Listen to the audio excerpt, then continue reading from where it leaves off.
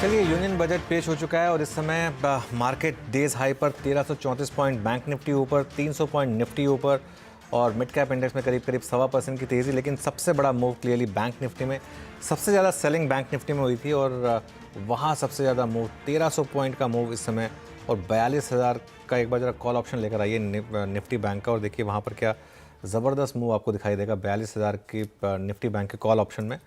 और काफ़ी लोगों ने कल एक्चुअली इस ऑप्शन सजेस्ट किया था कि एक अगर मार्केट में और ख़ासतौर से कैपिटल गेंस टैक्स को लेकर कुछ नहीं आता तो क्या इसके थ्रू मार्केट को प्ले किया जा सकता है। इवन दो जो प्रीमियम्स थे वो काफ़ी हाई थे ऑलरेडी, लेकिन उसके बावजूद देखिए 112 वाला ऑप्शन अब करीब 177-178 रुपये ऊपर ट्रेड करता हुआ आपको 300 रुपये पर वो ऑप्शन 42,000 की कॉल का ज़बरदस्त मूव वहाँ पर इस समय। और मुझे लग रहा है इसमें काफ़ी बाइंग भी हुई है आज।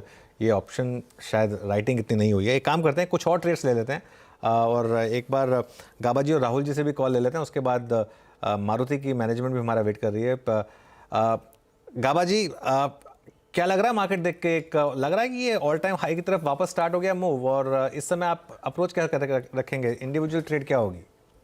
बिल्कुल, गुड आफ्टरनून टू यू। लगता तो अच्छा है, बजट तो बढ़िया है और लगता है कि निफ्टी में जो एक लो देखा हमने रिसेंटली 17,800 के 600 के आसपास, 17,500 के आसपास, लगता है वो अच्छा बॉटम है और टर्न अराउंड हो गया और लगता है ऑल टाइम हाई की तरफ फिर जा रहा है, क्योंकि कहीं पर भी वीकनेस नज़र नहीं आती। जो डेमोन्स्ट्रेट हो रहा है वो स्ट्रेंथ नज़र आ रहा है। अब निफ्टी ट्रेड कर रहा है फ्यूचर्स में 18,052 के आसपास। कह सकते हैं 17,800 एक अब अच्छा बेस बन चुका। आते दिनों में एक हायर जोन देखेंगे। जो रीसेंट हाई है करीब 18,300 का, वो पार कर लेगा। एक बार वो पार कर लेंगे फिर तो शॉर्ट कवरिंग और तेजी से पकड़ेगी। यस, लगता है अच्छे दिन आ गए। राहुल जी, आपकी कोई ट्रेड इस समय की? जी अनुज जी, देखिए सुबह जो कहा था वही हो रहा है। मार्केट में लो एक्सपेक्टेशन थे और विवाह में और मार्केट में जब भी एक्सपेक्टेशन लो हो और थोड़ा भी अच्छा हो जाए तो बहुत अच्छा होता है। तो यहाँ पे भी मुझे लग रहा है कि 18,000 जैसी लेवल क्रॉस करेगा निफ्टी। शॉर्टर्स एक तरह से बहुत ही अच्छी तरीके से चैलेंज होंगे और हमें और भी मोमेंटम दिखेगा। स्टॉक स्पेसिफिक मुझे लगता है बजाज फाइनेंस में बॉटम हो चुका है। बजाज फाइनेंस को बाय करके चलना चाहिए। 6350 तक के टारगेट्स मुझे लगता है कि यहाँ पर देखने को मिल सकते हैं। 5950 के आसपास इसे बाय कीजिए। 5750 यानी कि 200 पॉइंट का स्टॉप लॉस रहेगा और मुझे लगता है कि जो खास करके वोलेटिलिटी देखिए लास्ट 4-5 सेशंस में, ये क्लियरली एक बॉटम बनने का संकेत है। तो हमारा हाई कन्विक्शन पिक है बजाज फाइनेंस पोजिशनली 6350 के टारगेट्स के लिए। कंजम्पशन में ज़बरदस्त पिकअप। अब हमारे साथ मारुति सुजुकी के एक senior executive director Shashank Srivastava ji जुड़ गए हैं और कुछ देर में हम मधु किला जी को भी जोड़ेंगे। Shashank ji, good afternoon. एक almost sort of dream budget कहा जाएगा इसको मारुति के लिए तो, क्योंकि काफ़ी डिस्पोजेबल इनकम बढ़ रही है लोगों की, टैक्सेस कम हुए हैं और इनकम पर फोकस है। आप कैसे रेट करेंगे बजट को?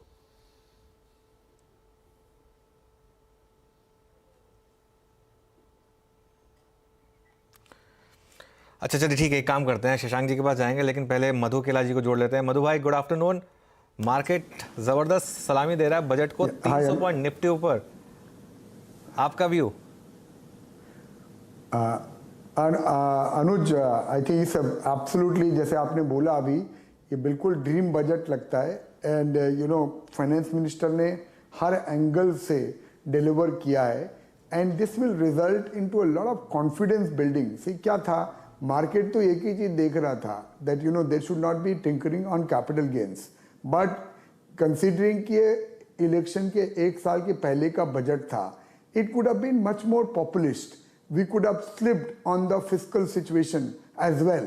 You know, given track record of Modi ji का जो ट्रैक रिकॉर्ड है, उसके हिसाब से हम सब लोगों को कॉन्फिडेंस था और अपन 2 दिन पहले बात भी कर रहे थे कि मुझे कोई वरी नहीं है फिजिकल सिचुएशन को लेके।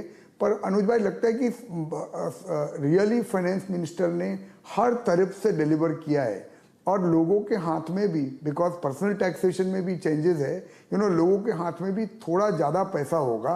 तो ऑल इन ऑल, और जो अजम्पशन है, सी बजट में सबसे ज़्यादा क्या देखा जाता है अनुज, कि भाई आपने जो अजम्पशन लिया है वो अजम्पशन क्रेडिबल है कि नहीं है। तो these assumptions are extremely credible. मैंने फाइन ट्यून करके अभी नंबर्स देखे, जो चाहे वो टैक्स कलेक्शन के नंबर हो, चाहे वो एक्सपेंडिचर के नंबर हो, ये सारे के सारे एकदम रीजनेबल लगते हैं। And the quality of expenditure, अगर आपने देखा 10 लाख करोड़ रुपया capital expenditure which is the rise of more than 30%, वो सबसे बड़ा नंबर है। और वो सरकार ने इतना अच्छा किया है अनुज, कंसीडरिंग कि ग्लोबल इकोनॉमी में स्लो डाउन है और ग्लोबली लोग कंसर्न है, उन्होंने फ्रंट लोड कर दिया इस एक्सपेंडिचर को टू मेक श्योर कि इंडियन इकोनॉमी पास थ्रू कर जाए ये ग्लोबली चैलेंजिंग टाइम्स को। सो ऑल इन ऑल मैं तो बहुत खुश हूँ। It's a very very good budget for the market and now we are back to square one. The budget hump is over, now go back, do your work on individual companies के ऊपर काम करो। और मुझे लगता है अच्छी चुनिंदा अपॉर्चुनिटी है। एक बात मैं और बोलना चाहूंगा अनुज, जो मार्केट्स लाइट थे बजट के पहले, बिकॉज 4-5 दिन में जो हुआ मार्केट्स में, मुझे लगता है काफी पोजीशन क्लीन अप हो गई थी और थोड़ा शॉर्ट भी बिल्डअप हुआ होगा मार्केट में, और इसीलिए आप देख रहे हो इतना शार्प अप मूव आज मार्केट में आया है। काफ़ी शॉर्ट हुआ था मार्केट। मैं आपको बता रहा हूँ आंकड़ों के साथ 85% एफआईआई शॉर्ट है, और एफआईआई का जो शॉर्ट आंकड़ा है करीब 95,000 शॉर्ट कॉन्ट्रैक्ट्स हैं एफआईआईस के, और उसके सामने लॉन्ग किसने किया? रिटेल ने। और नॉर्मली हम ये बात डिस्कस कर रहे थे कि पिछले 1 से 2 साल में जितनी बार ये हुआ है मार्केट में मैसिव शॉर्ट कवरिंग आई है। बैंक निफ्टी लीड कर रहा है इसको, 3% का मूव बैंक निफ्टी में, और वहाँ पर पिछले 3-4 दिन में हमने एक शायद अननेसेसरी डिक्लाइन था, पैनिक था, जो भी था, लेकिन अब ये कंजम्पशन लेड रिवाइवल अगर लग रहा है तो जो फिनेंस करेंगे वहाँ पर भी काफ़ी जंप है। तो आपको लग रहा है कि बैंक निफ्टी प्योर फिर से वापस लीडरशिप रोल लेगा? एब्सोल्युटली, ये अपन बात ही कर रहे थे अनुज, इफ यू रिमेंबर 2 दिन पहले, कि बैंक्स एक्चुअली काफी अच्छी स्वीट पोजीशन में हैं, और जो जितनी है फॉरेनर्स की सेलिंग हुई है अनुज, मैक्सिमम बैंक्स में हुई है। तो बैंक के जो गिवन कि इन्होंने इतना अच्छा परफॉर्मेंस दिया है लास्ट 6 से 8 क्वार्टर के अंदर, और जो अब गवर्नमेंट का बोरोइंग एकदम रीजनेबल है, बॉन्ड यील्ड ऑलरेडी एकदम रीजनेबल लेवल पे आ चुका है, करेंसी स्टेबल है, तो मुझे लगता है कि ये और कंजम्पशन बढ़ेगा, तो मुझे लगता है क्रेडिट ग्रोथ रेट भी बढ़ेगी, और बैंकों का जो वैल्यूएशन है, इवन लार्ज प्राइवेट सेक्टर बैंकों का जो वैल्यूएशन है वो एकदम रीजनेबल हो गया है, बिकॉज इसमें परफॉर्मेंस आया ही नहीं था लास्ट 1-1.5 साल से, बिकॉज फॉरेनर की सेलिंग की वजह से। तो मुझे लगता है बैंकिंग सेक्टर, चाहे वो प्राइवेट हो या पब्लिक हो, is in a sweet spot. Okay, Madhu sir, Neeraj here. एक सेक्टर जिसको बड़ा फायदा हो सकता है, जैसे डिस्पोजेबल इनकम बहुत लोगों के हाथ में बचेगी, क्योंकि टैक्स रेट कम हो रहा है न्यू रिजीम में काफ़ी। तो जैसे वाइट गुड्स कंपनी है, ऑटो कंपनी, ऑटो को लोगों ने एक तरीके से थोड़ा सा कम लाइक करना शुरू कर दिया था, लेकिन अब ये अट्रैक्टिव हो जाएंगे क्योंकि आपके पास फाइनेंसिंग भी होने की सुविधा है और आपके पास हाथ में पैसा ही बच रहा है। तो ये सेक्टर आपको ठीक लगते हैं, वाइट गुड्स और ऑटो?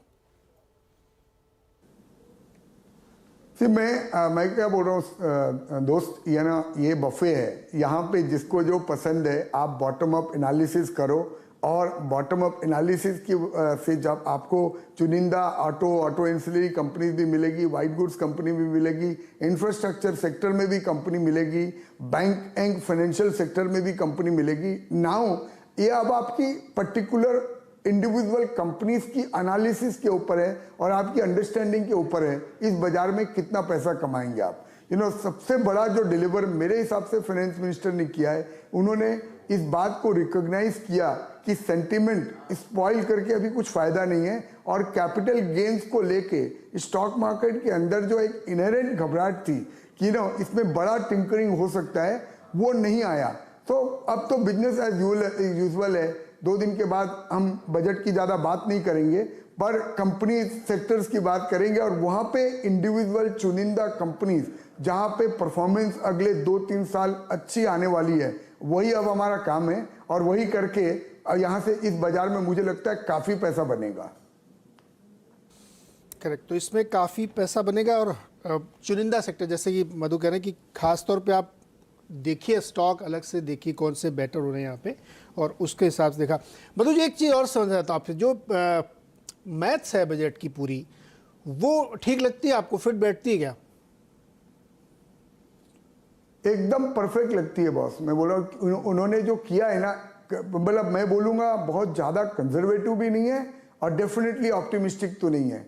जो मैथ है वो रियलिस्टिक है। 5.9% फिस्कल डेफिसिट का नंबर, गवर्नमेंट की बोरोइंग का number, total overall capital expenditure 45 lakh crore rupees का, 11% ग्रोथ इन रेवेन्यू एक्सपेंडिचर, ये पूरा क्रेडिबल लगता है। इवन जीडीपी ग्रोथ का जो नंबर लिया है करीब 10.5%, वो भी क्रेडिबल लगता है। और मैं आपको एक बात और बोलना चाहूँगा, इस सरकार का क्रेडिबिलिटी है अभी। इन्होंने जो लास्ट ईयर बोला था वो हमको करके दिया है, तो इस बार एक इनहेरेंट ट्रस्ट है मार्केट को और ऑल मार्केट पार्टिसिपेंट्स को और ऑल स्टेक होल्डर्स को कि ये जो बोलेंगे वो करेंगे। और उन्होंने अगेन ये मैथ हमारे सामने प्रेजेंट करके ये बता दिया कि ये कर पाएंगे जो इन्होंने मैथ प्रेजेंट किया है। एक सेक्टर जो निराश है वो है लाइफ इंश्योरेंस सेक्टर, और अब वहाँ पर क्लैरिटी आ गई है नीरज जी। वो जो हम बात कर रहे थे कि हाई इनकम हाई वैल्यू क्या है, वो हाई वैल्यू की डेफिनेशन की ज़रूरत थी।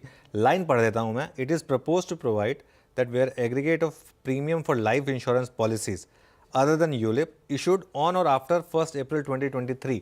तो पहली बात तो ये कि अगर आपकी एग्जिस्टिंग पॉलिसीज हैं उनमें ये चेंजेस नहीं है। आगे से अगर आप कोई पॉलिसी ले रहे हैं तो 1 अप्रैल 2023 के बाद अगर आप कोई पॉलिसी ले रहे हैं जिसका कि प्रीमियम 5 लाख से ज़्यादा है, उस केस में जो एग्रीगेट प्रीमियम 5 लाख का है सिर्फ वो टैक्स एग्जेम्प्ट होगा। और उसमें एग्जेम्पशन क्या है, जो अगर डेथ होती है उसमें अगर वो आपको वापस मिल रहा है तो वो एग्जेम्प्ट है, लेकिन अगर वो डेथ वाला केस नहीं है उसमें आपको जो मिल रहा है तो वो उसमें एग्जेम्पशन वो कैप हो रहा है और वो टैक्स होगा। और वो 31 मार्च 2023 के बाद वाली जो पॉलिसीज़ हैं उस पर टैक्स लगेगा। तो ये क्लियरली एक यहाँ पर एक हल्का सा नेगेटिव है। लाइफ इंश्योरेंस कंपनीज थोड़ा सा नेगेटिवली रिएक्ट कर रही हैं। मधु, आपका कोई व्यू है लाइफ इंश्योरेंस सेक्टर पर? ये काफ़ी बड़ा सेक्टर बन रहा है अब, लेकिन यहाँ पर एक लग रहा है कि थोड़ा टैक्स की मार पड़ रही है शायद।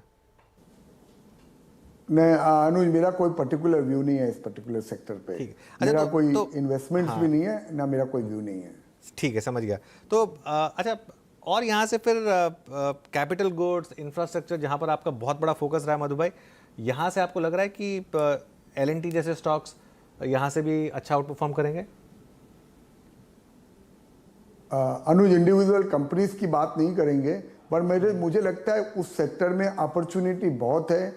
ऑर्डर बुक पोजीशंस काफ़ी अच्छी है, एग्जीक्यूशन हो रहा है। कल मैं इकोनॉमिक सर्वे पढ़ रहा था अनुज, 89,500 प्रोजेक्ट्स अभी अंडरवे हैं with 141 lakh crore rupees of capital outlay. तो आप देख सकते हो देश में इस वक्त कितना काम चल रहा है। तो मुझे लगता है उस सेक्टर में ऑर्डर बुक ऑलरेडी अच्छा है और आने वाले समय में भी ऑर्डर बुक अच्छी रहेगी। तो चुनिंदा जगह पे अच्छी अपॉर्चुनिटी आएगी वहाँ पे। ये डिसइन्वेस्टमेंट का टारगेट काफ़ी लोगों को डिसअपॉइंट कर रहा है, लेकिन कि 61,000 करोड़, क्योंकि उसमें आप अज्यूम कर रहे हैं कि 35,000 करोड़ तो IDBI का डाइवेस्टमेंट हो जाएगा, तो उसको छोड़कर उसके बाद कुछ खास बचा नहीं। आपका व्यू उसमें? और क्योंकि PSUs में एक बड़ी रैली बन रही थी कि काफी प्राइवेटाइजेशन क्या है, पिछले कई साल से इन्होंने थोड़ा एग्रेसिव डिसइन्वेस्टमेंट टारगेट लिया था, बट समहाउ और दी अदर वो मीट नहीं हो पाया है। तो मुझे लगता है सरकार भी कुछ ना कुछ तो सरप्राइज अपने पास रखेगी अनुज। हो सकता है दिस ईयर वो लोग उसको बीट कर पाएं या बीट करने की कोशिश करें, पर मुझे लगता है बजट अजम्पशंस में जो इन्होंने लिया है ना वो अच्छा है और रियलिस्टिक है। Madhu sir, 10 on 10 budget with a positive bias. I wish I could give 11 on 10। Wow, very good. बहुत बहुत शुक्रिया मधु सर हमारे साथ जुड़ने के लिए और अपने वैल्यूएबल थॉट्स रखने के लिए। Thank you so much. Sir, एक सवाल आपसे मेरा था कि ये जो छोटी हाउसिंग फाइनेंस कंपनीज हैं, होम फर्स्ट, एप्टस वैल्यू, आवास फाइनेंसियर और AU स्मॉल, इस सब में बड़ी तेज़ी आ रही, कोई रीज़न इसमें पढ़ा आपने क्या बजट में? देखिए, जहाँ तक हमको नज़र आ रहा है कि जो टैक्स कट जो फाइनेंस मिनिस्टर ने घोषित की है, 20-25% इनकम इम्प्रूवमेंट है जो लोग 3, 4, 5, 6 लाख कमाते हैं। और जिन लेंडर्स की आप बात कर रहे हो वो उसी कैटेगरी के लोगों को लेंड करते हैं। सो आवास और होम फर्स्ट में मार्सलस का निवेश है, मेरा खुद का निवेश है, और ये इस टाइप के लेंडर 10 से 15 लाख के होम लोन देते हैं टू पीपल अर्निंग 3, 4, 5 लाख। सो वैसे लेंडर्स के लिए पहला फ़ायदा तो हो गया कि कस्टमर की आमदनी बढ़ गई, और दूसरा फ़ायदा शायद PM आवास का खर्चा भी उसी लो इनकम हाउसिंग की तरफ है। सो बहुत इंटरेस्टिंग सिचुएशन है। लो इनकम लेंडर्स के लिए डिमांड साइड से भी स्टिमुलस आ गई, सप्लाई साइड से भी आ गई, which is why I think ये स्टॉक्स इस प्रकार से भाग रहे मुझे तो हैं। रियल एस्टेट के लिए अनुज बहुत बड़ी इसमें तेजी बन रही है। देखिए एक तो होता है कि आप होम लोन लेते हैं तो आपके हाथ में पैसे होने चाहिए, अब आपके पास वो मार्जिन में नहीं बहुत आ गई ना, अब तो टैक्स भी नहीं लग रहा उतना। तो जो मुंबई जैसे शहरों में नहीं जहाँ बहुत हाई टिकट साइज की हाउसिंग है, लेकिन बाकी शहरों में जहाँ 50, 60, 70 लाख के हाउस होते हैं, छोटे शहरों में बहुत बड़ा बूम आएगा। बूम आ जाएगा इससे, क्योंकि आपके हाथ में डिस्पोजल इनकम बहुत आ रही। चलते हैं टेक पंचायत की तरफ, बहुत सारे स्टॉक्स और आइडियाज होंगे। Virendra, over to you. शुक्रिया नीरज जी। हालांकि निफ्टी थोड़ा सा रिट्रेस हुआ है, हल्की सी टर्बुलेंस इस फेज में, लेकिन हमारे पैनल के पास कुछ ट्रेड हैं जो कि अच्छा मैंडेट दे रहे हैं इस वक्त। राजेश पालवी जी के पास एक ट्रेड, राजेश जी बताइए क्या पिक किया आपने? वीरेंद्र जी, एक नहीं दो ट्रेड है। पहला तो अल्ट्राटेक सीमेंट है, काफ़ी स्ट्रॉन्ग बाइंग एक्शन देखने को मिली। थर्ड कंसेक्यूटिव डे है जहां पे स्टॉक ने एक बड़े करेक्शन के बाद रिकवरी दी, और जिस तरीके के फॉर्मेशन बन रहे हैं हमें लगता है ये एक वी शेप रिकवरी में कन्वर्ट होते हुए दिखेगा। अपसाइड में हमें लगता है इसका नेक्स्ट टारगेट तो 7300 की तरफ बढ़ेंगे। ट्रेडिंग पॉइंट ऑफ व्यू से यहाँ पे 7350 के टारगेट के लिए बाय किया जा सकता है। स्टॉप लॉस होगा करीब 7165 का। और जो दूसरा स्टॉक अट्रैक्टिव लग रहा है वो है अपोलो टायर का।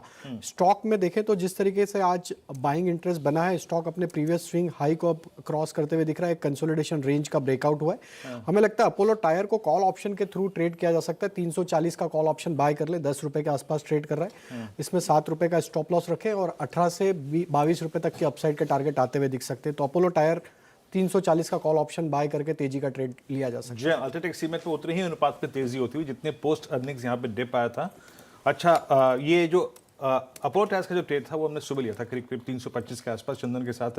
राहुल जी, इंडेक्स पे बेस्ट ऑफ द डे आप देख चुके हैं क्या? आप मानते हैं इस बात को कि मतलब अगर आपका सिर्फ एक इंट्राडे का ट्रेड था तो क्या करना चाहिए अब? क्योंकि ऑलमोस्ट आप 18,000 की ट्रेजेक्ट्री के नज़दीक गए, अब करीब करीब 893 पे हैं।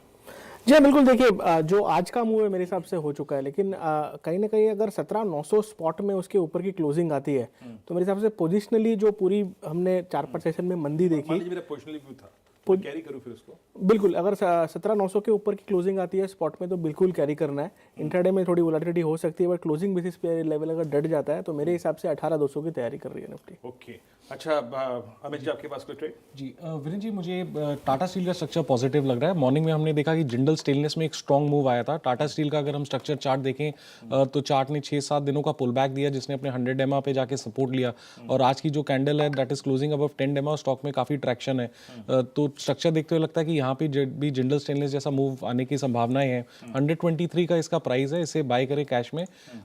इसके टारगेट्स रहेंगे 127 के और स्टॉप लॉस रहेगा 121 का। ओके, ये हो गया टाटा स्टील का ट्रेड। प्रकाश सर का थॉट ये है अनिल जी के बेस्ट ऑफ द डे हम शायद देख चुके हैं। अगर आपके पास ट्रेड को कल कैरी करने का कन्विक्शन है, पोटेंशियल है, रिस्क एपेटाइट है, तब ट्रेड ले। बिल्कुल, बिल्कुल। तो कोई ट्रेड आइडेंटिफाई किया आपने? हाँ, उसके हिसाब से मुझे लगता है आज ले सकते हैं HDFC। यहाँ पर बाइंग काफ़ी नज़र आ रही है और अच्छा बार भी बना हुआ है, लेकिन टुडे 3:30 बजे तक ना। आज और कल का सोच रहे तो लेना चाहिए HDFC। मुझे लगता है आप ट्रेड कर रहे हैं 2705 के आसपास, पॉसिबल है कि 2750, 2775 ये एक जोन है, वहाँ तक जा सकता है HDFC बैंक। स्टॉप होना चाहिए 2675। जी हाँ, तो अनुज आपने देखा हमारा जो पैनल है ना इस वक्त बहुत सेलेक्टिव है ट्रेड्स पे, लेकिन अनुज जी आपको एक अपडेट दे दूं, यहाँ पे टेक पंचायत के ठीक मध्य में एक छोटा सा केक रखा हुआ है। आज एक मेहमान हमारे कलकत्ता से आए हैं, उनका बर्थडे है अमित जी का। एक बार फिर से आपको शुभकामनाएं। कुछ देर में अनुज ये केक जरूर काटेंगे। अनुज,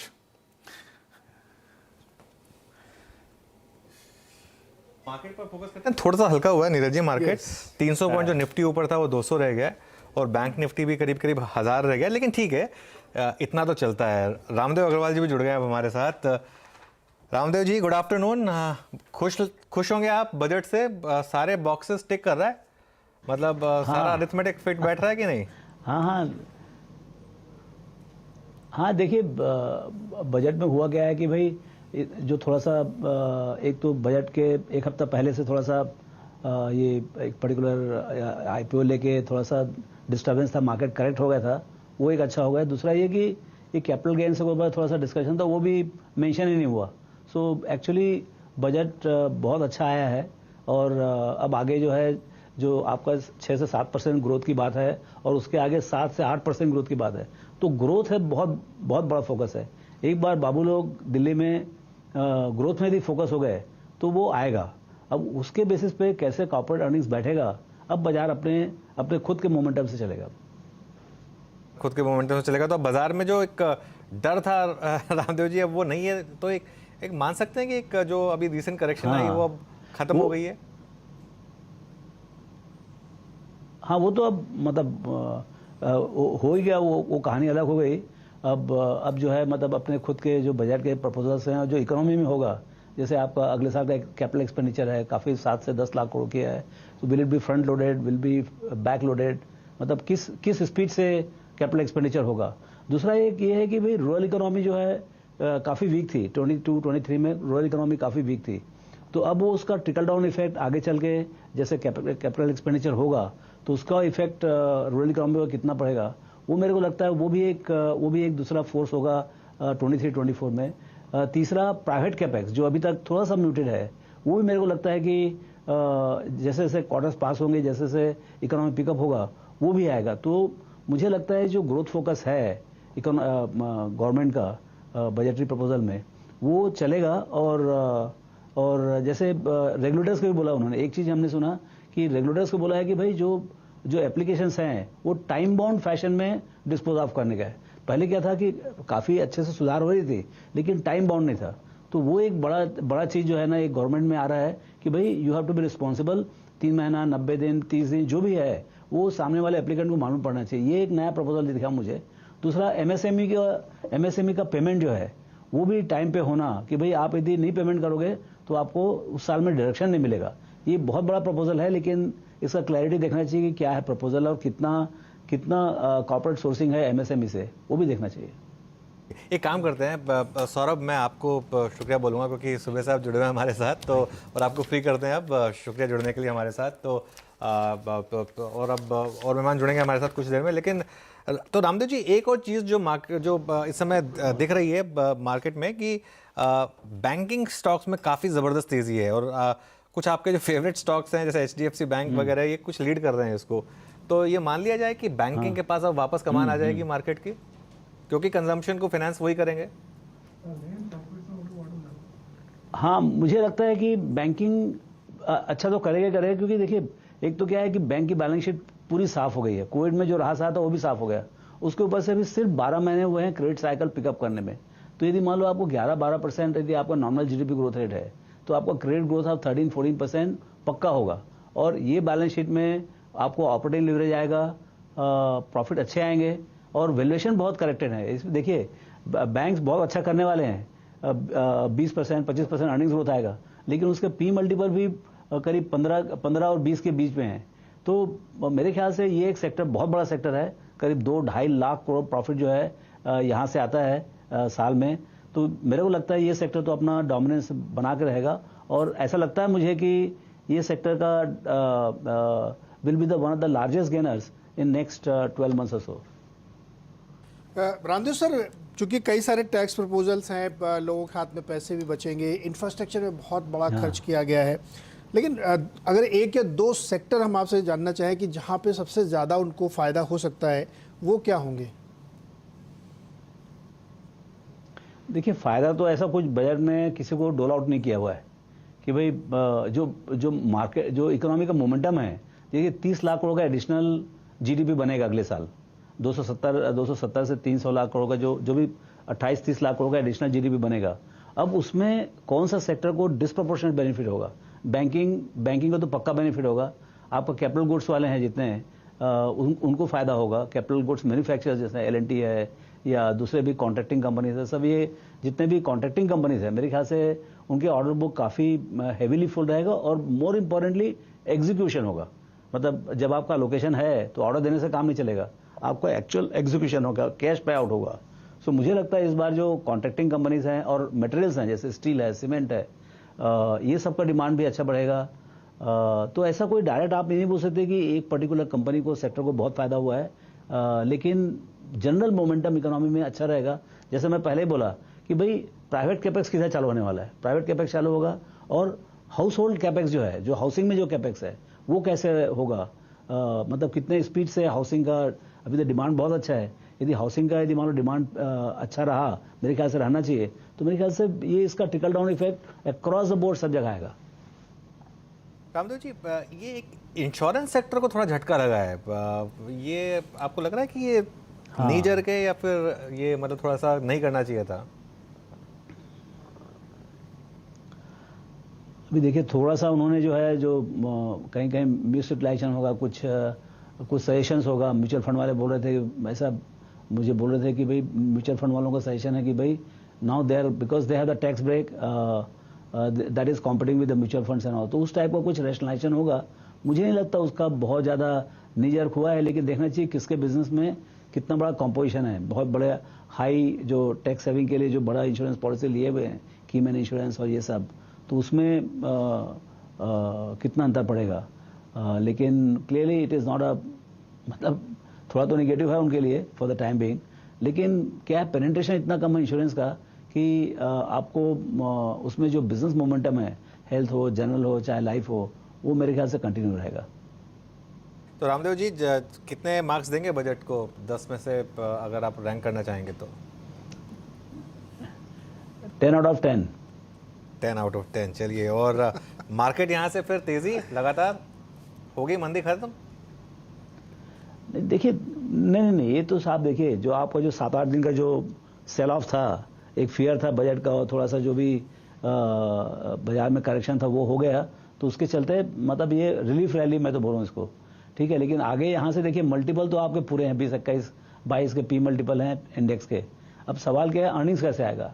जैसे अर्निंग्स बिल्ड होगा वैसे मेरे ख्याल से बाजार की कहानी बनेगी। अर्निंग्स मान लो 10, 12, 15% बढ़ गया तो मेरे ख्याल से, और जिस सेक्टर में आएगा, या फिर यदि पूरा एग्रीगेट अर्निंग्स यदि ज़्यादा नहीं बढ़ता है, 10% बढ़ता है, 12% बढ़ता है, तो मेरे ख्याल से बाजार में उतना ही एक्सपेक्टेशन रखना चाहिए।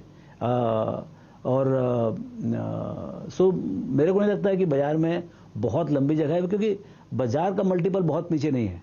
तो यदि मान लो अर्निंग्स आया भी, अच्छा अर्निंग्स भी ऐसा नहीं है कि 25 अर्निंग्स डूबा हुआ है तो वहाँ पर बड़ा 25-30% कुछ आ सकता है। अर्निंग्स मेरे ख्याल से 10-12% की बात है, और पी मल्टीपल यदि सेम रहा तो मेरे ख्याल से 12-15% मार्केट का रहेगा। और देखिए साल के आखिर तक होता क्या है कि अगले साल के बेसिस पे बाजार का भाव बनता है, तो 24-25 में क्या होगा इकोनॉमी में, उसके ऊपर जो मार्च अप्रैल अगले साल जो होगा उसके ऊपर डिपेंडेंट होगा। तो अभी मुझे लगता है कि अभी फर्स्ट 3-4 क्वार्टर्स में 10-12% का एक्सपेक्टेशन रखना चाहिए, और पॉजिटिव बजट है, economy is in good condition. अब कोई डिस्ट्रप्शन आ जाए तो बात अलग है, otherwise it is a perfect budget for perfect economy. Okay, perfect budget for perfect economy. इसी से विदा लेते हैं आपसे रामदेव जी। शुक्रिया जुड़ने के लिए हमारे साथ और अपनी बात रखने के लिए। तो ये था रामदेव जी का व्यू। और अब एक काम करते हैं, मार्केट हल्का हुआ थोड़ा सा, बहुत मतलब थोड़े से गेंस जो हैं वो ऑलमोस्ट हाफ हुए। अब कोशिश कर रहा है एक बार वापस ऊपर हल्का सा आने की, लेकिन प्रॉफिट टेकिंग है ये। देखिए ICICI बैंक ले लीजिए, HDFC बैंक ले लीजिए, HDFC ले लीजिए, लार्सन ले लीजिए, सारे के सारे स्टॉक्स थोड़े से हल्के हुए हैं। गुरमीत वापस जुड़ गए हमारे साथ और मयूरेश वापस जुड़ गए हमारे साथ, और अब बात करेंगे सारी के सारी निचोड़ निकाल के इंडिविजुअल स्टॉक्स पर, इन सब पर जो इम्पैक्ट आ रहा है। शुक्रिया वापस जुड़ने के लिए। गुरमीत, सबसे पहले बजट का एक्सीडेंट इंश्योरेंस क्या व्यू है? अनुज, ये एक्सपेक्टेड लाइंस पे था थोड़ा सा। आप देखिए ये इंश्योरेंस के एक प्लान आ रहे थे एश्योर्ड रिटर्न वाले, HDFC का संचय था जिसमें आप 7% एश्योर्ड रिटर्न देते थे, और उसमें हैवी प्रीमियम्स कलेक्ट हो रहे थे। अच्छा, नॉन पार बोलते डेटा होगा हाँ, क्योंकि मैं बैंकिंग से हूँ तो मैं समझता हूँ। और तो वो मुझे लग रहा था कि एक वो थोड़ा सा एक्सपेक्टेड था, और अगले साल से 5 लाख के ऊपर प्रीमियम पे होगा, तो थोड़ा सा इम्पैक्ट होगा इंश्योरेंस का। ऑल्सो इंश्योरेंस पिछले 2-3 साल से चला भी नहीं है। आप देखिए परफॉर्मेंस देखिए HDFC लाइफ का, लोम्बार्ड का भी देखिए, मोटर में लॉसेज रहे, तो मुझे लगता नहीं है कि इंक्रीमेंटल डैमेज होगा 1-2 दिन के। तो ये नीजर्क लग रहा है आपको? ये लग रहा है कि नीजर के इसमें थोड़ा सा नीजर्क लग रहा है मुझे। हाई वैल्यू टिकट्स पे थोड़ा असर पड़ेगा, तो जो AP ग्रोथ थोड़ा सा मॉडरेट हो सकती है। जैसे अच्छे बैंक्स हैं उनका 22%, HDFC का अगर आप AP ग्रोथ देखें और VNB ग्रोथ देखें तो 24% है पिछले 5 साल का। तो खाली इस पर्टिकुलर उस पर डिपेंडेंट नहीं है। हमने ITC में भी रिएक्शन देखा था, इफेक्टिवली वो 2% निकला है ना, जो उस सरचार्ज पे ज्यादा था, तो थोड़ा नेगेटिव है। बट फाइनेंशियल्स में बाकी चीजें ज्यादा अट्रैक्टिव है। मुझे लगता है NBFCs पे थोड़ा सा फोकस बढ़ेगा। हम बैंक्स पे बहुत ध्यान दे रहे हैं, मुझे लगता है वहां हमें फोकस करने की, छोटी आइटम्स के कंजम्पशन पे जो वो बढ़ेगा। रूरल में डिस्पोजेबल इनकम हाथ में, अच्छा इनका कॉस्ट ऑफ फंड्स भी धीरे धीरे बॉन्ड यील्ड जैसे जैसे नीचे आएगा अगले साल में, थोड़ा सा वो प्रेशर भी ऑफ होगा। वहां हमें मुझे लगता है चल भी रहे माइक्रो फाइनेंस और स्मॉल टिकट हाउसिंग कंपनी खूब तेजी से चली। बिल्कुल, ओवरऑल बढ़िया बजट है। बहुत, मैं तो सुबह अनुज बोला था आपको कि मुझे अभी फेड की चिंता नहीं करनी? कि नहीं, थोड़ी सी चिंता मे बी शॉर्ट टर्म के लिए कर सकते हैं, but directionally Neeraj ji inflation भी नीचे आएगा, डायरेक्शनली मॉनेटरी पॉलिसी थोड़ी सी ईज ऑफ होगी क्योंकि स्लो डाउन है हर जगह, तो थोड़ा टेम्पररी झिझक लगता है, पर मुझे ऐसा लगता है फेड भी रिलेटिवली डविश होगा, ऐसा मेरा मानना है जिस तरीके से फेड तो का स्टांस है। कितने नंबर देंगे बजट को 10 में से? अनुज 9 से 10 के बीच में, बहुत मेरे हिसाब से ये करंट फाइनेंस मिनिस्टर का अभी तक का best budget. Current finance minister का अभी तक का बेस्ट बजट, देखिए ये तो निकल कर आ रहा है कि करंट फाइनेंस मिनिस्टर का बेस्ट बजट है, इसमें कोई डाउट नहीं है। और मुझे लग रहा है कि न्यूज़ रूम में तालियां बजी होंगी जब वो 5 लाख से 7 लाख का 100%, वो सबसे बड़ी खबर थी, क्योंकि वो सबसे बड़ी खबर थी। और वो देखिए बिल्कुल काफ़ी फर्क पड़ता है उससे। और आप ये मान लीजिए कि आपके 3-4 डिनर और वो सब ऑलमोस्ट महीने के फ्री हो जाते हैं, उसकी वजह से उतना टैक्स बच जाता है। मयूरेश भी जुड़ गए हमारे साथ। मयूरेश, आईटीसी की बात कर लेते हैं क्योंकि एक इनिशियल नीजर का आया, लेकिन उसके बाद एक ज़बरदस्त अपसाइड वहाँ पर उस स्टॉक में, और ऑल टाइम हाई लगाया उसने। जो पिछले 3-4 दिन में लग रहा था कि थोड़ा मोमेंटम बन रहा है, वापस रिक्लेम किया। ये देखिए स्टॉक इस समय अब हल्का हुआ ऊपर से थोड़ा सा। आपका व्यू क्या है यहाँ पर? नहीं, तो जैसे गुरमीत ने कहा, आई थिंक जो इनिशियली रिएक्शन आया कि एब्सोल्यूट टैक्स है क्या, फिर पता चला कि इंसिडेंस इतना नहीं होगा, तो I think that is very well accepted by the markets. और जो दूसरे legs of the businesses ITC के लिए, एक्स सिगरेट्स, होटल्स हुआ, पेपर कारोबार हुआ, एग्री ट्रेडिंग कारोबार हुआ, are doing very very well. जो नए इन्वेस्टमेंट जैसे हो रहे हैं अदर एफएमसीजी के कारोबार में, वहाँ पे investments should start yielding returns over the next few quarters. तो मुझे लगता है बढ़िया स्टॉक है। वैल्यूएशन में भी even at this level compare to the others reasonably priced है। So I think it should do well, क्योंकि इतना इंसिडेंस नहीं है जितना इनिशियली लगा था स्टॉक के ऊपर।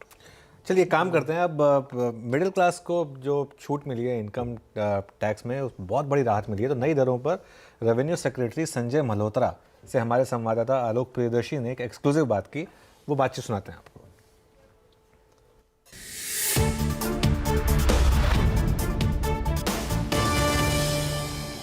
पहले ऐसा था कि रिटर्न भरते समय आप अगर कुछ नहीं भरते हो तो ये माना जाता था कि पुरानी स्कीम में ही आप रिटर्न भर रहे हैं, क्योंकि वो पुरानी स्कीम ही एक्ट में एक डिफॉल्ट स्कीम थी। अब हमने ये कहा है कि आप अगर कोई चॉइस नहीं देते हैं तो न्यू स्कीम जो है वो डिफॉल्ट स्कीम मानी जाएगी, लेकिन आप अपना चूज करके और पुरानी स्कीम का लाभ भी उठा सकते हैं। New standard deduction new taxes regime में शामिल किया गया है, ये कहीं ऐसा नहीं लगे एग्जाम्पशन? ये एग्जाम्पशन नहीं है, क्योंकि देखिए ये एक खर्च जो है, एक व्यय किसी एक कर्मचारी को, जो चाहे सरकारी नौकरी में हो गैर सरकारी नौकरी में हो, उसको भी अपना एक व्यय करना होता है। तो जो व्यय हैं जनरली जो बिजनेसेस हैं उनके जो ग्रॉस रिसीट्स होते हैं उससे हम सब्ट्रैक्ट करते हैं, लेकिन यहाँ पे हमने उनको कोई सब्ट्रैक्शन या कोई इसका बेनिफिट, उसका खर्चे का व्यय का बेनिफिट उनको नहीं दिया हुआ था पहले न्यू रिजीम में, जो कि हम वापस से अब यहाँ पे इंट्रोड्यूस कर रहे हैं। हायर अर्निंग लोगों के लिए भी आपने टैक्स रेट घटाया है, टोटल टैक्स बर्डन जो है 39% कर दिया गया है, ये जी तो आप लोगों से कम में कमी की गई है। हाँ, क्योंकि जो है भारत में जो टैक्स अधिकतम जो टैक्स रेट था वो लगभग 42.744% हो जाता था, जो कि पूरे विश्व में अधिकतम दरों में से है। इसीलिए उसको ध्यान में रखते हुए, वैसे भी ये एक टेम्परेरी मेजर था, उसको जो है इसलिए कम किया गया है ताकि ये 40% से कम 39% पर इसको लाए।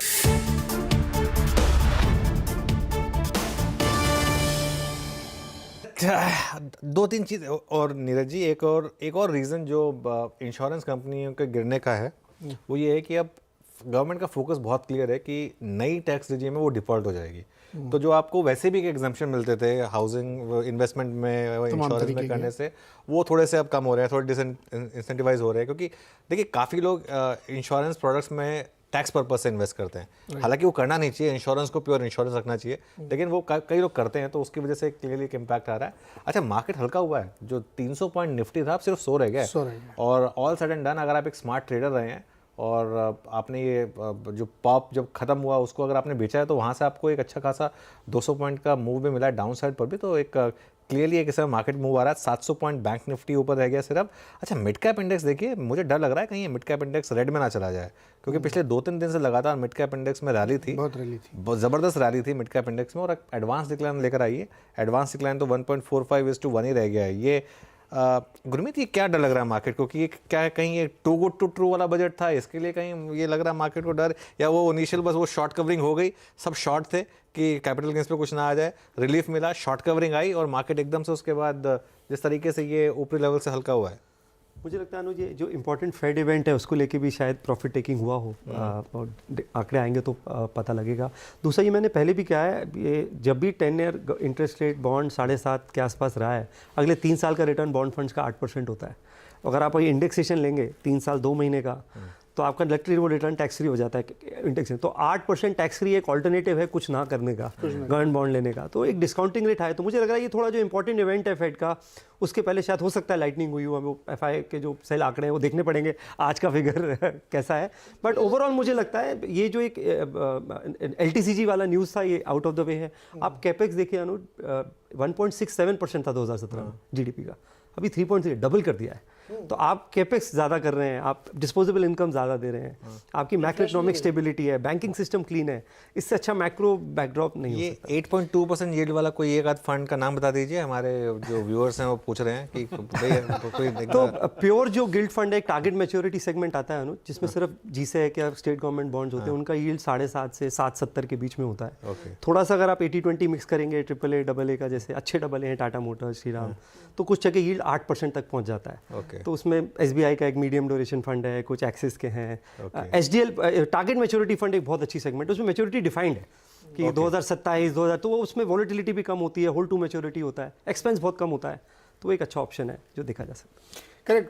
कुछ ऐसी कंपनीज के स्टॉक में भी वीकनेस है जो बॉन्ड्स में पैसा उन्होंने उठा रखा है। तो ये भी एक जो गुरमीत कह रहे हैं ना कि फॉरेन में, US में क्या हो सकता है, वो चिंता भी खत्म नहीं हुई, फेड वाली चिंता ध्यान रखनी चाहिए। चल टेक पंचायत की तरफ चलते हैं। Viru, over to you. और 200 पॉइंट निकल गया निफ्टी। नीरज जी, अगर आप देखिए शॉर्ट कवरिंग का स्विंग आपको हाई पर ले गया, लेकिन थोड़ी सी देखिए प्रॉफिट टेकिंग है। और कुछ देर पहले जब निफ्टी ने 17,820 810 की ट्रैजेक्टरी को थोड़ा लग रहा था कि प्रेशर बढ़ेगा, अब हम करीब करीब 17,757 पे, 41,320 पे, यानी 41,500 और उधर 17,800, इन दो क्रिटिकल लेवल्स के नीचे इंडेक्सेस आ चुके हैं। राहुल जी, अभी जो लास्ट प्रश्न मेरा आपसे था, बेस्ट ऑफ द डे क्या दिख चुका है? आपने भी कहा था हाँ, अभी थॉट क्या है? आई मीन कोई ट्रेड समझ में आ रहा है इस वक्त? और कोई अभी देखिए जो अभी अनुज और नीरज जी डिस्कस कर रहे थे, और इनफैक्ट जो गुरमीत ने बात कही कि अब एक और इवेंट की तरफ जाना है, हमें इवेंट से निकल के फिर इवेंट में जाना है, फेड को देखना है। निफ्टी IT सुबह से बिल्कुल ठंडा है, एक छोटी सी रेंज में, अभी थॉट क्या है इस वक्त, कैसे अप्रोच करना चाहिए? देखिए मेरे हिसाब से जैसे आपने कहा कि एक इवेंट हमारे पीछे हो गया, दूसरा इवेंट की तरफ मार्केट देखेगा। डेफिनेटली मेरे हिसाब से अंडरटोन जो है अभी भी बेरिश नहीं हुआ है, जस्ट इंट्राडे मूव जो हम वोलेटिलिटी की बात कर रहे थे वो फाइनली आती हुई दिख रही है। मेरे हिसाब से 17,700 के आसपास निफ्टी आती है तो वहां पर ले, 17,700 का लेवल पर रिस्क रिवॉर्ड अच्छे हैं। और आज समझो 760 के ऊपर भी क्लोजिंग आ गई तो मैं इसे न्यूट्रल क्लोजिंग मानूंगा, और मेरे हिसाब से कल के लिए will go positive into the event. तो इंडेक्स के साथ चलिए, स्टॉक्स में मत जाइए, इंडेक्स फ्यूचर को ही बाय कीजिए, 17,700 स्पॉट के आसपास आता है तभी, और स्टॉप लॉस आप लगाइए 17,600 का। मुझे लगता है कि 17,800 17,900 तक के लेवल्स वापस हमें टेस्ट होते हुए दिख सकते हैं। पर क्या ये अच्छी क्लोजिंग तब नहीं होती अगर ये क्लोज आता 820-30 के ऊपर? क्योंकि ये वही जोन था जो हमारा नवंबर दिसंबर जनवरी का बेस था, जब वॉलेट हुआ तो हम गए 17,408 तक।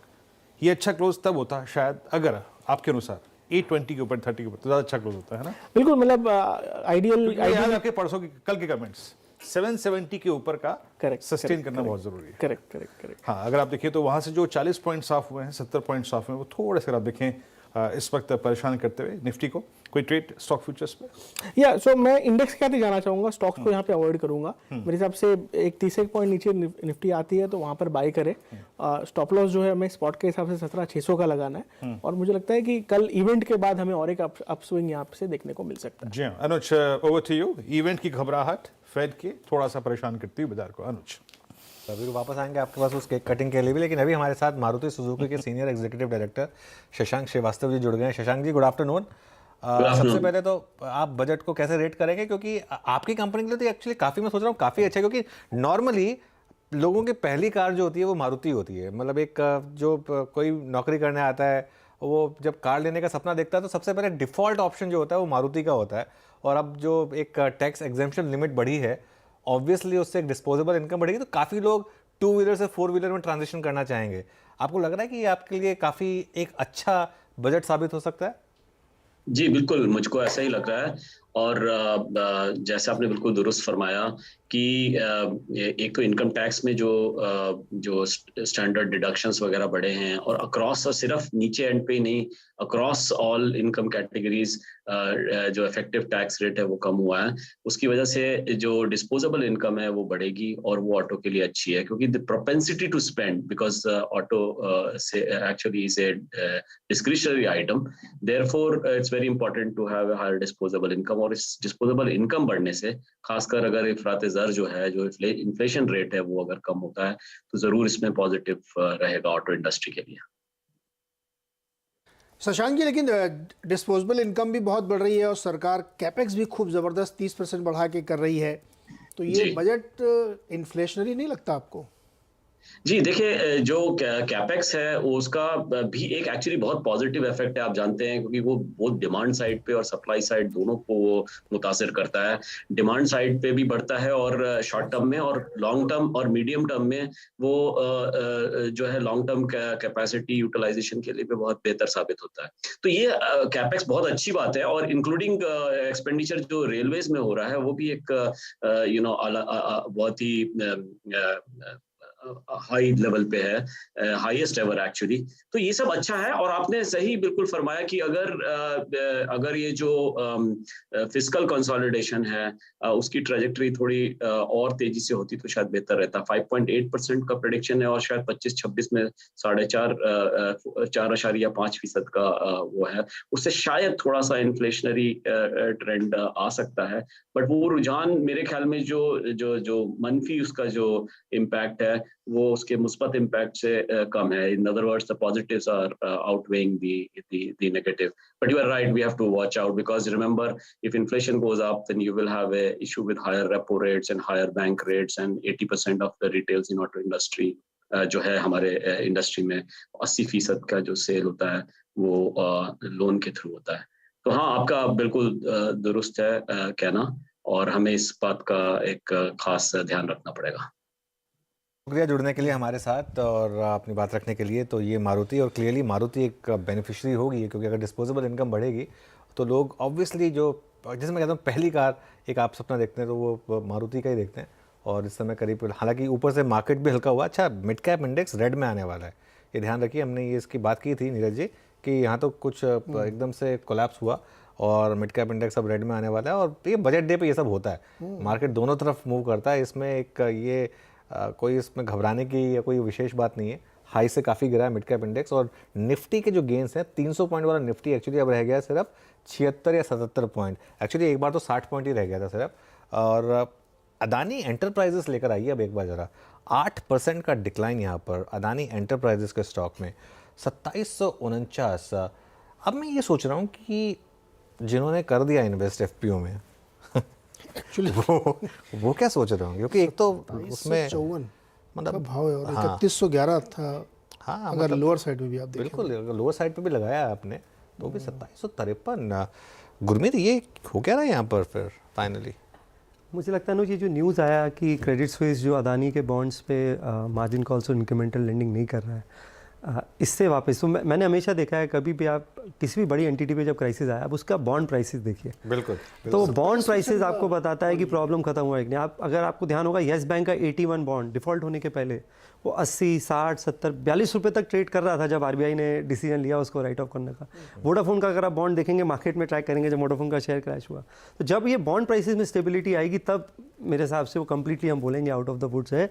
और अगर बैंक और कंसर्न शो करता है कि हम बॉन्ड्स को नहीं लेंगे कोई, क्योंकि लेवरेज बिजनेस है, इसका सेकेंड ऑर्डर इम्पैक्ट जो है वो धीरे धीरे प्ले आउट होता है, तो वो ट्रैक करना चाहिए। एग्जैक्टली। आपका लेटेस्ट प्राइस तो इस समय बराबर नहीं, लेकिन हमने जो कल देखा था 20-22% तक यील्ड गई है उसकी, वहाँ पे अडानी ग्रीन की तक की जिसकी बॉन्ड है। और जो मैं आपसे कहता था कि अगर फेड ने आज फिर कुछ बढ़ाया तो फिर और दिक्कत बढ़ेगी। तो ये एक्चुअली इंटायर ग्रुप में 4-5 से लेकर के 10% तक की फॉल है।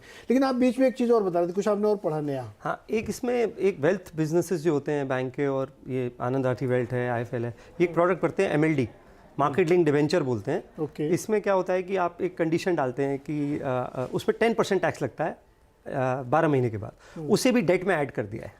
ओके क्योंकि बैंक्स ने बोला था कि ये चीप सोर्स है टैक्स आर्बिट्राज का, क्योंकि लिस्टेड डेट में 10% टैक्स लग रहा था, उसे भी अब डेट के साथ क्लब कर दिया है, तो 3 साल के बाद ही उसमें भी लॉन्ग टर्म लगेगा।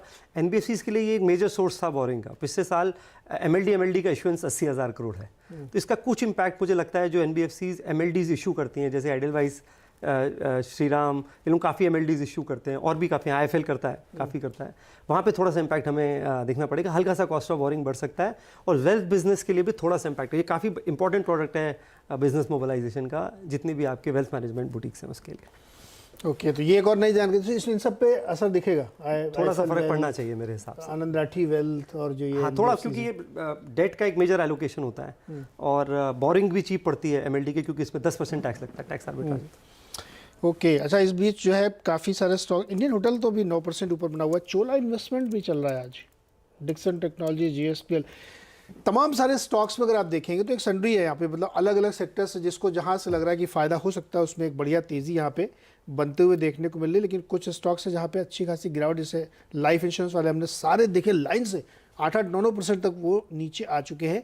डिफेंस के स्टॉक भी नीचे आ रहे हैं, क्योंकि उम्मीद थी कि उनको मिलेगा, लेकिन कुछ ऐसा अनाउंसमेंट दिखा नहीं अभी तक। तो हिंदुस्तान एरोनॉटिक्स आप देखिए वो काफ़ी कमज़ोर हुआ है यहाँ पे, स्कॉट्स कमज़ोर हुआ है यहाँ पे, डेटा पैटर्न्स गिर गया जो सुबह से 3-4% तक चल रहा था। तो ये तमाम डिफेंस एक सेक्टर था जहाँ पे होप थी, वो नीचे आ रहा है। सीमेंट स्टॉक्स में क्यों गिरावट आनी चाहिए? नहीं, सीमेंट में ये सब अंबुजा वगैरह गिर रहे हैं, तो सेंटिमेंटल इम्पैक्ट ज़्यादा, ये तो पूरा अदानी ग्रुप का इम्पैक्ट है नीरज जी, क्योंकि वो अदानी एंटरप्राइजेस खुद गिरा है 7.5%। का ब्रेकअप नहीं आया नीरज जी, और आप देखिए पिछले केपेक्स में सिर्फ 48% यूज़ हुआ है पिछले 10 महीने में, तो उसका भी मुझे लगता है थोड़ा सा इम्पैक्ट है। तो ब्रेकअप की वजह से मुझे लगता है, और डिफेंस स्टॉक्स भागे भी बहुत थे, फ्लेवर ऑफ द सीजन था। ये बजट देख के आप कल से खरीदारी शुरू करेंगे? हमने आज भी थोड़ी सी बाइंग करी है। आज भी करी है। वो तो मैं सुन रहा था, हमारे सामने फ़ोन किया गुरमीत जी ने और बोला कि क्षितिज ये, क्योंकि वो सोशल मीडिया पे उनका नाम फेमस है, तो कि ये बाय करो सेल करो, चलो बाय करो, सेल नहीं बाय किया गुरमीत जी ने। चलिए एक काम करते हैं, फटाफट डिटूर लेते हैं, और वीरू काफ़ी बेताब हो रहे हैं वो केक कटिंग के लिए, वो करके फिर वापस आते हैं। Viru over to you. Anuj, अभी 2 मिनट का वक्त लूंगा मैं आपसे, और कुछ देर में एक केक कटिंग सेरेमनी करेगी। बस एक आउटलुक लेते हैं अनुज एक स्टॉक पे जो कि इस वक्त थोड़ा सा डे हाई की ट्रैजेक्टरी से नीचे आया है। मैं आपके पास फिर आऊँगा, हाँ उसके बाद ये केक कटिंग सेरेमनी पे आएंगे। सिर्फ एक आउटलुक अनुज, एक बार M&M फाइनेंस को देखिएगा राजेश पलवे जी, हल्का सा रिट्रेस हुआ था हायर लेवल से, लेकिन अभी भी 241 के आसपास क्या करना चाहिए? जो लोग ट्रेड सुबह अच्छा कर चुके हैं, टिपिकल फ्लैग का ब्रेकआउट था, अभी अप्रोच इस स्टॉक पे आपकी? तो ऑलमोस्ट इसने एक मल्टीपल रेजिस्टेंस जोन ट्रेजेक्टरी को टच किया आज के अप मूव में, और हमें लगता है कि 245 इसके लिए एक चैलेंजिंग लेवल है। अगर 245 को क्रॉस करेगा तो ये तो अप मूव यहाँ से कंटिन्यू होते हुए दिखेगा। हालांकि अगर किसी ने लोअर साइड पे ट्रेड लिया है तो उसको तो ऑलरेडी हीज प्रॉफिट में है, ऑलरेडी 3-3.5% के गेन यहाँ पे बनते हुए दिख रहे हैं। मुझे लगता है ट्रेड को कैरी करना चाहिए, क्योंकि इसमें एक स्ट्रेंथ यहाँ पे बनी हुई है। स्टॉप लॉस को यहाँ पे ट्रेल कर लें, 237 के आसपास का स्टॉप लॉस यहाँ पे ट्रेल करके पोजीशन होल्ड की जा सकती है। हमें लगता है अगर 237 के लेवल को वॉयलेट नहीं करता है ड्यूरिंग द डे अब, तो यहाँ से वापस इसमें हाई पॉसिबिलिटी कि 245 का ब्रेकआउट यहाँ पे बनते हुए दिखे, और जैसे ही यहाँ पे 245 का ब्रेकआउट होगा तो नेक्स्ट टारगेट इसके 260 तक आते हुए दिख सकते हैं। ओके, अब जरा केक कटिंग सेरेमनी के लिए प्लीज रेडी करिएगा एक बार केक। आप अमित जी, एक बार फिर से आपको जन्मदिन की बहुत बहुत शुभकामनाएं, और Happy birthday to you. Happy birthday to you and to your entire team from CNBC आवाज। और हमारे इस tech Panchayat, I'm grateful to everyone। ऐसा स्पेशल बर्थडे कभी भी नहीं हुआ मेरा, and really grateful, really thank you to everyone. इतना प्यार पूरी ऑर्गेनाइजेशन ने दिया, I am really happy, thank you. खुद का केक पहले खुद खाना पड़ेगा। आपका जन्मदिन, बाय बर्थडे आली, खा लो। नहीं, मैं पहले अपने उसके बाद मेंटोर को, गावा सर को, नहीं आप नहीं मैं ले रहा हूँ, आप लीजिए पहले आप खाइए। Thank you. Okay, thank you, I take it. Thank you so much.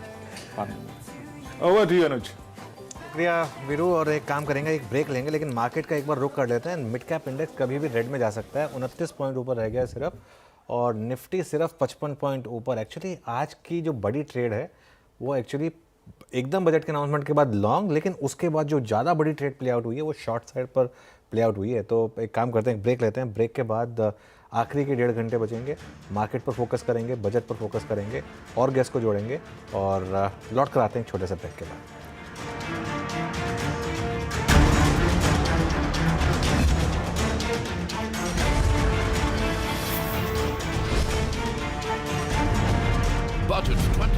3. Resilience to